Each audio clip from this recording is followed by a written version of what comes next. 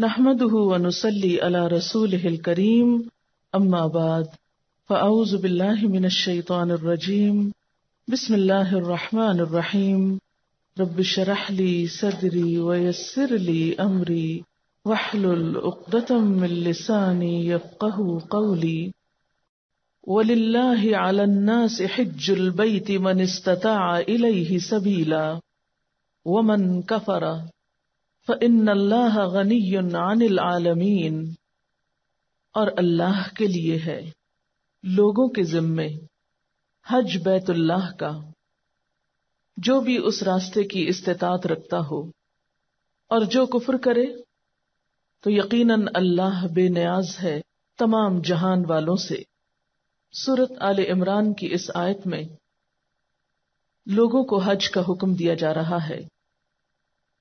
حج کا لفظی معنی ہے قصد کرنا، زیارت کرنا، ارادہ کرنا، اور اسلامی محاورے میں یا اسلامی اصطلاح میں اللہ تعالی کی مخصوص عبادت اور اس کے گھر کی مخصوص طریقے سے زیارت کو حج کہتے ہیں۔ حج اسلام کے 5 ارکان میں سے ایک اہم رکن ہے جو ہر صاحب استطاعت پر فرض ہے۔ رسول اللہ صلی اللہ علیہ وسلم نے فرمایا، ان اللہ فرض علیکم الحج فحجوا، یقیناً اللہ نے تم پر حج فرض قرار دیا ہے لہذا تم حج کرو۔ ایک اور حدیث میں آتا ہے رسول اللہ صلی اللہ علیہ وسلم نے فرمایا، اسلام کی بنیاد 5 چیزوں پر ہے۔ نمبر 1، اللہ تعالی کے ایک ہونے اور محمد صلی اللہ علیہ وسلم کے رسول ہونے اور اس کے بندہ ہونے کی شہادت دینا۔ نمبر 2، نماز پڑھنا۔ نمبر 3، بیت اللہ کا حج کرنا۔ نمبر 4، رمضان کے روزے رکھنا، اور نمبر 5، زکوٰۃ ادا کرنا۔ حج کن لوگوں کے اوپر فرض ہے؟ نمبر 1، جن کے پاس مال ہو۔ نمبر 2، آزاد یعنی غلام پر فرض نہیں۔ نمبر 3، عاقل یعنی ناسمجھ پر یا مجنون پر فرض نہیں۔ نمبر 4، بالغ یعنی بچے پہ فرض نہیں۔ نمبر 5، مسلمان، نان مسلمز پہ فرض نہیں۔ نمبر 6، صحت مند، تندرست، کیونکہ اگر کوئی شخص بیمار ہے اور وہ دوسروں پر ایک بوجھ ہے تو ایسا شخص معذور ہے۔ نمبر 7، پرامن راستہ، اگر جان کو خطرہ ہو راستے میں تو ایسی صورت میں من استطاع الیہ سبیلا میں پھر یہ چیز نہیں آتی، کیونکہ اس راستے کی استطاعت ہونا ضروری ہے، یعنی راستے کا پرامن ہونا بھی۔ نمبر 8، حکومت کی طرف سے کوئی رکاوٹ نہ ہو۔ مثلا آج بھی دنیا میں کئی ممالک ایسے ہیں کہ جہاں ہر شخص حج کے لیے نہیں جا سکتا، ایک مخصوص کوٹا ہوتا ہے، چند افراد جا سکتے ہیں۔ تو ایک شخص نے اگر ارادہ کیا، نیت کی، اپلائی بھی کر لیا، لیکن موقع نہیں ملا، حکومت کی طرف سے اجازت نہیں ملی، تو بلا وجہ غلط طریقے اختیار کر کے جھوٹ بول کر یا چوری چھپے ایسا کام کرنا پھر درست نہیں۔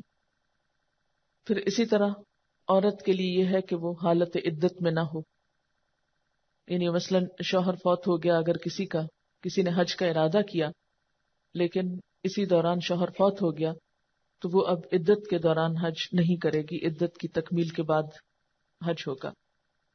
جہاں حج ایک فرض عبادت ہے صاحب استطاعت پر، وہاں اس کے ادا کرنے والے کے لیے بہت اجر و ثواب بھی ہے، بہت فضیلت بھی ہے۔ حج سے دنیا اور آخرت دونوں کے فوائد حاصل ہوتے ہیں، اسی لیے قرآن پاک میں اللہ تعالی جہاں حج کا حکم دیتے ہیں، حضرت ابراہیم علیہ السلام کو لوگوں کو حج کے لیے پکارنے کو کہتے ہیں، وہاں پر ساتھ ہی یہ بھی فرماتے ہیں کہ وَلْيَشْهَدُوا مَنَافِعَ لَهُمْ، چاہیے کہ لوگ آ کر ان فائدوں کو دیکھیں، ان فائدوں کا مشاہدہ کریں جو ان کے لیے رکھے گئے ہیں۔ گویا حج میں بہت سے فائدے بھی ہیں، دنیاوی اعتبار سے بھی اور آخرت کے اعتبار سے بھی۔ رسول اللہ صلی اللہ علیہ وسلم سے دریافت کیا گیا، ای العمل افضل؟ قال ایمان باللہ ورسولہ، قیل ثم ماذا؟ قال الجہاد فی سبیل اللہ، قیل ثم ماذا؟ قال حج مبرور. آپ صلی اللہ علیہ وسلم سے دریافت کیا گیا کون سا عمل اللہ تعالیٰ کو سب اعمال سے پیارا ہے، یا اللہ کے ہاں کون سا عمل سب سے افضل ہے؟ فرمایا اللہ اور اس کے رسول پر ایمان لانا. پھر عرض کیا گیا اس کے بعد کون سا؟ فرمایا اللہ کے راستے میں جہاد کرنا. پھر عرض کیا گیا اس کے بعد کون سا عمل؟ فرمایا حج مقبول. عربی میں لفظ ہے حج مبرور، اور اردو میں ترجمہ کیا جاتا ہے وہ حج جو قبول ہو جائے، جو نیکیوں سے بھرا ہوا ہو. رسول اللہ صلی اللہ علیہ وسلم نے فرمایا من حج فلم یرفس ولم یفسق رجع کیوم ولدتہ امہ. جس نے اللہ کی خوشنودی کے لیے حج کیا اور اس میں نہ کوئی بے حیائی کا کام کیا نہ گناہ کا کام کیا، تو وہ شخص واپس اس طرح لوٹے گا جیسے اس دن گناہوں سے پاک تھا جب اس کی ماں نے اس کو جنم دیا تھا. یعنی حاجی جب حج کر کے اپنے گھر کو لوٹتا ہے اور اس کا حج گناہوں سے اور برے کاموں سے پاک ہوتا ہے اور اس نے حج کے تقاضے پورے کیے ہوتے ہیں، تو وہ گناہوں سے اس طرح پاک صاف ہو جاتا ہے جیسے ایک معصوم بچہ ہو. ایک اور حدیث میں آپ صلی اللہ علیہ وسلم نے فرمایا ان الحج یہدم ما کان قبلہ. حج ان تمام گناہوں کا کفارہ ہوتا ہے، ان تمام گناہوں کو معاف کرا دیتا ہے جو پہلے سے سرزد ہو گئے ہوں. حج کو کمزوروں کا جہاد بھی کہا گیا، یعنی حج کرنے سے جہاد کا ثواب بھی ملتا ہے. آپ نے فرمایا جہاد الکبیر والضعیف والمرأة الحج والعمرہ. بوڑھے، کمزور اور عورت کا جہاد حج اور عمرہ کرنا ہے. ایک اور حدیث میں آتا ہے الحج المبرور لیس لہ جزاء الا الجنہ. حج مبرور کا بدلہ جنت کے سوا کچھ نہیں. یعنی انسان جب اس سفر پر نکلتا ہے اور صحیح طور پر حج ادا کرتا ہے تو اس کے بدلے میں اس کے لیے جنت لکھ دی جاتی ہے.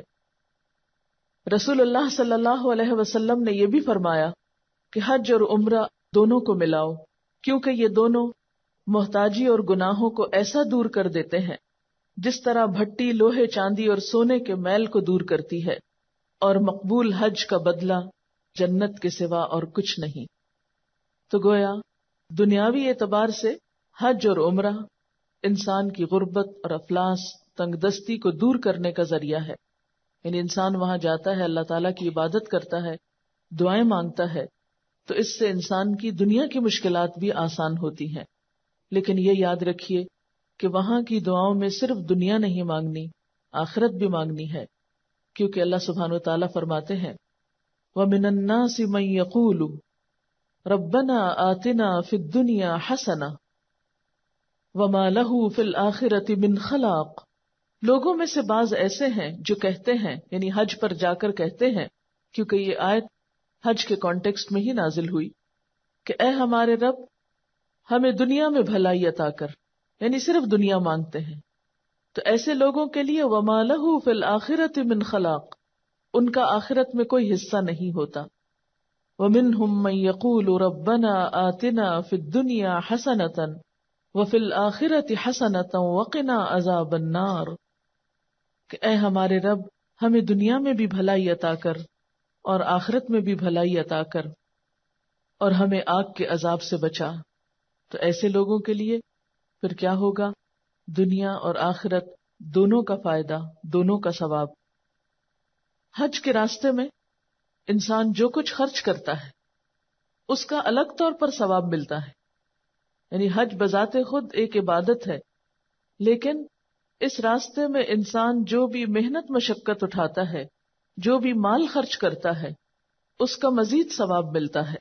اس لیے اس راستے میں جو پیسہ آپ کو لگانا پڑے، جو وقت آپ کو لگانا ہو، جو بھی قربانی آپ کو کرنا ہو، اس کو خوشی سے کیجیے، کیونکہ ہر ایک چیز کا الگ الگ اجر و ثواب لکھا جاتا ہے. رسول اللہ صلی اللہ علیہ وسلم نے فرمایا النفقۃ فی سبیل اللہ الدرہم ب700، اللہ کے راستے میں خرچ کرنا ایسا ہے جیسے ایک درہم 700 کے برابر ہو. یعنی انسان اپنا مال جب خرچ کرتا ہے، مثلا کسی غریب کو دیتا ہے، کسی فقیر مسکین کو دیتا ہے، اس کا بھی اجر و ثواب ہوتا ہے. لیکن جب انسان اللہ کے راستے میں مال خرچ کرتا ہے تو اس کا اجر و ثواب کئی گنا بڑھ جاتا ہے. یعنی انسان اپنی روزمرہ زندگی میں جو بھی خرچ کرتا ہے اس کا اجر و ثواب اس کو ملتا ہے. حتیٰ کہ وہ مال جو انسان اپنی ذات پہ خرچ کرتا ہے، اپنی ضروریات کو اور جائز ضروریات کو پورا کرتا ہے، اس پر بھی اس کو اجر و ثواب ملتا ہے. کسی غریب اور فقیر کو دیتا ہے اس پر بھی ثواب ملتا ہے. لیکن وہ مال جو انسان اللہ کے راستے میں خرچ کرتا ہے اس میں ایک ایک روپیہ کا ثواب اور اجر 700 گنا کے برابر ہوتا ہے.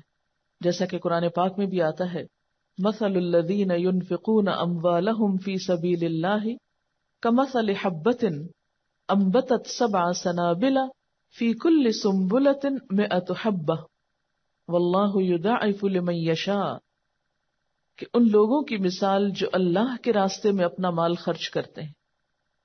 اللہ کے راستے سے مراد نیکی کا راستہ ہے، دین کا راستہ ہے، خواہ عبادت کے لیے ہو یا پھر دین کی تعلیم اور تبلیغ کے لیے ہو.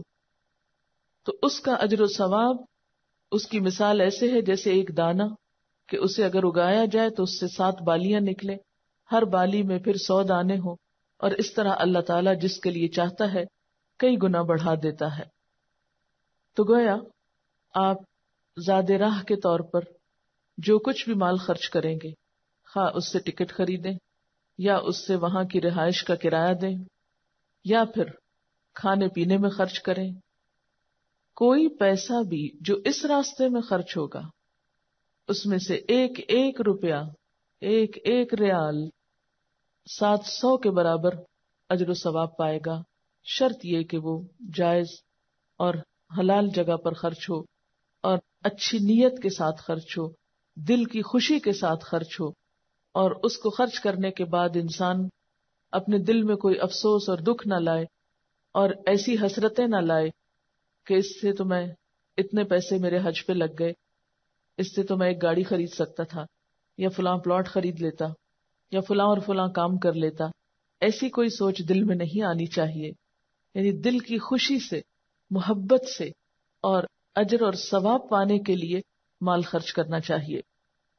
اور اس کے علاوہ جو تکلیف بھی اس راستے میں اٹھانی پڑے، حتیٰ کہ جب درخواستیں جمع ہوتی ہیں اور درخواست جمع ہونے کے بعد انتظار کی جو تکلیف اور انتظار کی جو مشقت ہے، یا پھر ایئرپورٹ پر جا کر انتظار کی، کیونکہ بعض اوقات حج فلائٹس لیٹ ہو جاتی ہیں، بعض اوقات رش بہت ہوتا ہے، سیٹ چانس پر ہوتی ہے، بعض اوقات انسان کو یہ معلوم نہیں ہوتا کہ وہ جا سکے گا یا نہیں، تو وہ ایک کشمکش کی کیفیت ہوتی ہے جو ایک ذہنی ٹارچر بھی ہوتا ہے.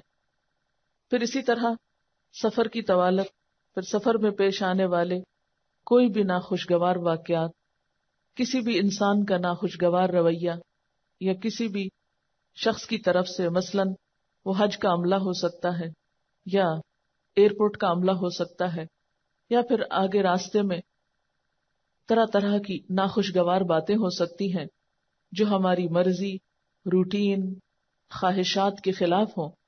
ان میں سے کسی کا بھی ذکر ایسے انداز میں نہیں کرنا چاہیے کہ جس سے اجر و ثواب ضائع ہو.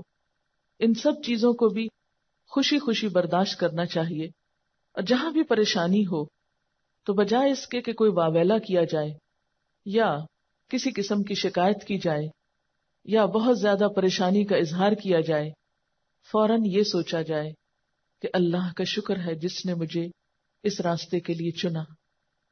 یاد رکھیے کتنے ہی بے شمار لوگ ایسے ہیں کہ جن کے دل تڑپتے ہیں وہاں جانے کو، لیکن ان کے پاس جانے کے لیے وسائل نہیں، صحت نہیں، مصروفیات اور مشغولیات ایسی ہیں کہ موقع نہیں. تو اگر آپ کو اللہ تعالیٰ نے اس سفر کے لیے چن لیا تو اس پر سوائے شکر کے اور کوئی بھی شکوہ زبان پر نہیں آنا چاہیے. ہر موقع پر ایک مثبت سوچ ساتھ رہنی چاہیے. آپ صلی اللہ علیہ وسلم نے حضرت عائشہ سے فرمایا تھا ان لکی من الاجر علی قدر نصبکی و نفقتکی، یعنی اس راستے میں جتنی تم کو تکلیف ہوگی اور جتنا تم خرچ کرو گی اتنا ہی ثواب تم کو ملے گا. تو گویا ان تکلیفوں پر بے چین نہیں ہونا، یعنی جان بوجھ کے تو خود کو مشقت میں نہیں ڈالنا چاہیے کہ عبادت ہی نہ کر سکے انسان، لیکن عبادت کے اس سفر میں جو بھی کوئی مشقت ہو، تکلیف ہو، اس پر اجر ہی اجر ہے. پھر اسی طرح حج کے لیے ارادہ کرتے ہوئے انسان کو اپنا حلال اور پاک اور صاف مال لے کر نکلنا چاہیے. رسول اللہ صلی اللہ علیہ وسلم نے فرمایا جب حاجی پاک اور صاف مال کو لے کر نکلتا ہے، رکاب میں پاؤں رکھتا ہے اور لبیک پکارتا ہے تو آسمان سے آواز آتی ہے لبیک و سعدیک، تیرا توشہ حلال، تیرا خرچ حلال، تیرا حج مقبول ہے اور گناہوں سے پاک ہو گیا، کچھ گناہ نہیں. اور جب حاجی حرام مال لے کر نکلتا ہے اور رکاب میں پاؤں رکھتا ہے اور لبیک پکارتا ہے تو آسمان سے آواز آتی ہے لا لبیک ولا سعدیک، تیرا توشہ حرام، تیرا خرچ حرام، تیرا حج سراسر گناہ، تیرا حج قبول نہیں. کیونکہ اللہ تعالی پاک مال کو ہی قبول کرتا ہے. اس لیے کسی کا حق مار کے حج کے لیے نکلنا، کسی کے ساتھ زیادتی کر کے یا حرام کمائی کے ذریعے اور دوسروں کا حق نہ دے کر نکلنا یا دوسروں کو ناراض کر کے نکلنا، یہ ان اعمال میں سے ہے کہ جس سے حج کو نقصان پہنچتا ہے. جہاں حج کرنا اجر و ثواب کا باعث ہے، حج کے فرض ہونے کے باوجود حج نہ کرنا، اس کی طرف توجہ نہ کرنا، چھوٹی چھوٹی مصروفیات کو بہانہ بنا کر حج کو ٹالتے چلے جانا، یا حج کے راستے میں پیش آنے والی مشقتوں سے گھبرا کر یا اس راستے میں پیسے کے خرچ ہونے کے ڈر سے اس راستے کی طرف نہ نکلنا، اس پر اللہ سبحانہ و تعالیٰ کی طرف سے بہت وعید بھی ہے. نبی صلی اللہ علیہ وسلم نے فرمایا من لم تحبسه حاجة ظاهرة او مرض حابس او منع من سلطان جائر ولم يحج فليمت ان شاء يهوديا او نصرانيا، جو شخص حج نہیں کرتا اور اسے ضروری کام، بیماری یا ظالم حکومت کی رکاوٹ بھی نہیں، تو وہ چاہے تو یہودی ہو کر مرے یا عیسائی ہو کر مرے. کیونکہ قرآن پاک میں بھی آتا ہے وَمَن كَفَرَ فَإِنَّ اللَّهَ غَنِيٌّ عَنِ الْعَالَمِينَ، جس نے کفر کیا، انکار کیا، یعنی حج فرض ہے، موقع ہے، مال ہے، لیکن صرف سستی ہے، تو پھر یہ دراصل اللہ کے حکم کا انکار ہے. ایسے لوگوں سے اللہ بیزار ہے، اللہ کو ایسے لوگوں کی ضرورت نہیں. حضرت علی رضی اللہ تعالی عنہ فرماتے ہیں جس شخص کے پاس حج بیت اللہ تک جانے کا زاد راہ اور سواری ہے، یعنی ٹکٹ کے پیسے ہیں اور وہاں کھانے پینے کا بھی کام چل سکتا ہے، اور وہ حج نہ کرے، تو چاہے وہ یہودی ہو کر مرے یا نصرانی ہو کر مرے. یعنی اللہ کو ایسے شخص کی پھر کوئی پرواہ نہیں. ایسا شخص اگر زبان سے لا الہ الا اللہ کا اقرار کرتا بھی ہے تو اس کا یہ اقرار جھوٹا ہے، کیونکہ وہ اللہ کے راستے پر یا اللہ تعالیٰ کے بلانے پر حاضر نہیں ہو رہا. حضرت عبداللہ بن عباس رضی اللہ تعالی عنہ سے روایت ہے کہ نبی صلی اللہ علیہ وسلم نے فرمایا جو شخص حج کا ارادہ کرے اسے جلدی کرنا چاہیے، کیونکہ کبھی آدمی بیمار ہو جاتا ہے، کبھی سواری کا بندوبست نہیں ہو سکتا، یا کوئی رکاوٹ پیش آ جاتی ہے. یعنی بعض اوقات ایسا تو نہیں ہوتا کہ ارادہ نہ ہو، ارادہ ہوتا ہے، لیکن انسان سوچتا ہے اچھا پھر اگلے سال سے، پھر کبھی صحیح نہیں. جب ارادہ ہو، موقع میسر ہو، تو پھر دیر نہ کی جائے. حضرت عبداللہ بن عباس رضی اللہ تعالی عنہ نبی صلی اللہ علیہ وسلم سے روایت کرتے ہیں کہ آپ نے فرمایا فریضہ حج ادا کرنے کے لیے جلدی کرو، کیونکہ کسی کو معلوم نہیں کہ اسے کیا عذر پیش آ جائے. حضرت عمر بن خطاب کہتے ہیں کہ میں نے ارادہ کیا کچھ آدمیوں کو شہر میں بھیجوں وہ تحقیق کریں کہ جن لوگوں کو حج کی طاقت ہے اور انہوں نے حج نہیں کیا